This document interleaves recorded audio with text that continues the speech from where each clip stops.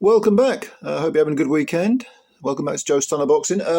Yeah, I couldn't resist but have a look at the Paulie Malignaggi versus Tyler Goodjohn bare-knuckle fight for obvious reasons. They're both former pros. Paulie is a two-weight world champ at 140 and 147. I think he won the IBF super lightweight title.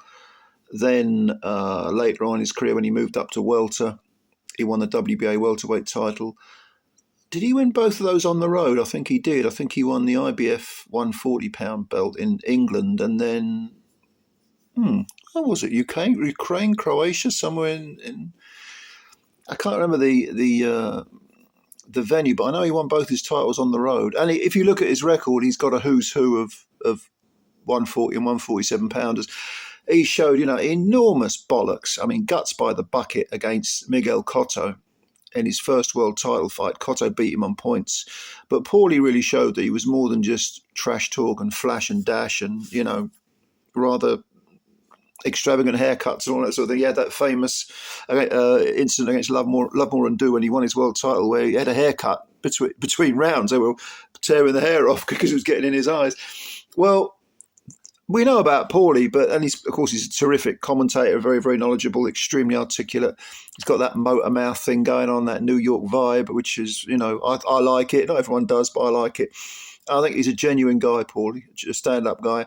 But Tyler Goodjohn is also a former fighter and a very good British level fighter or English level fighter. He held the English 140-pound title. He fought for the English 147-pound title. His career as a professional boxer was 13 wins with 4 KOs. He got 6 defeats with 3 KOs. He actually came back in 2024 after 7 years out at, I think it was middleweight or something, way too high, well, much higher than he's used to. And he got stopped in 2 rounds by a guy called Mindoro, who I think is a bit of a banger. He's an upcoming fighter, up-and-coming fighter. But my God, he's had a hard life, hard career, Tyler Goodjohn. He actually fought, some very good British level fighters. He fought Tyrone Nurse, lost the 10-round decision to him. He had a little trilogy, which is a very underrated domestic trilogy with a guy called Cassius Connor. I think he beat Cassius Connor twice. 1-2, lost 1, if I remember. He lost to John Wayne Hibbert, who was doing well at the time. I think he got stopped by him. I think that's when he lost his... Did he lose his English super lightweight title? I can't remember. I'm doing this off memory. And he fought good men. Johnny Garton beat him on points. And then he just floated away from boxing. I think he made some statements in an interview and was pulled up before the British Boxing Board of Control and lost his license, or he gave his license up, and he moved over to bare-knuckle. And this was when bare-knuckle boxing didn't have the viewership that it has now. Tyler, did he put it on the map? Well, he certainly helped put it on the map. He's 34 now, and he's been fighting since he was a teenager, probably outside the ring as well as in it. Covered in tattoos, look, got that tough guy sort of image, I suppose, but, if there's no substance behind it, it's meaningless. But when you see him interviewed, he's a stand-up guy. He's another guy. They're both good fellas, Paulie and Tyler. Now, Tyler's 34. Paulie's 44. So the question was, what does Paulie have left? And I have to be honest, when this fight started, it was over 5 3-minute rounds. If you've never seen bare-knuckle boxing, it says triangular ring, okay? So try to imagine that if you haven't seen it. And for the first, I'd say 2.5 rounds, Paulie was just too fast. He was letting his hands go, clusters of punches, very, very busy, big output, used his feet well, moved nicely. Tyler couldn't really get near him, and Tyler was getting carved up because he's got a lot of scar tissue on his face from all these fights. The cuts, the scar tissue split, he got a cut. And Paulie was bare-knuckle. I mean, if you see it, you very rarely see anyone in a bare-knuckle fight afterwards without at least cosmetic injuries, swollen eyes, welts on the forehead. It's an extremely tough sport, extremely tough. But I think it was the third round? Tyler threw a left hand, which was a sort of open palmed hand that caught Paulie in the eye, and Paulie went down. It wasn't a knockdown because you're not allowed the open palm. But he was complaining about his eye. And for the rest of the fight, in fact, afterwards when he was interviewed, he was saying, I can't see out of that eye. And it did bother him.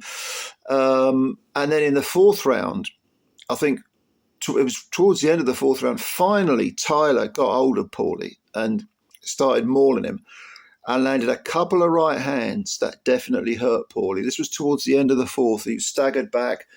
Tyler finally putting the heat on him. If this had been a 10-rounder or even an 8-rounder, I'd have picked Tyler to win. But it was only 5. He put the heat on him. The bell went, and you expected a sort of rampaging Tyler to come out and try and finish Paulie in the 5th. At least I did. They looked at Paulie, and he had, I think, a busted nose, cuts above his eye. He couldn't see out of one eye.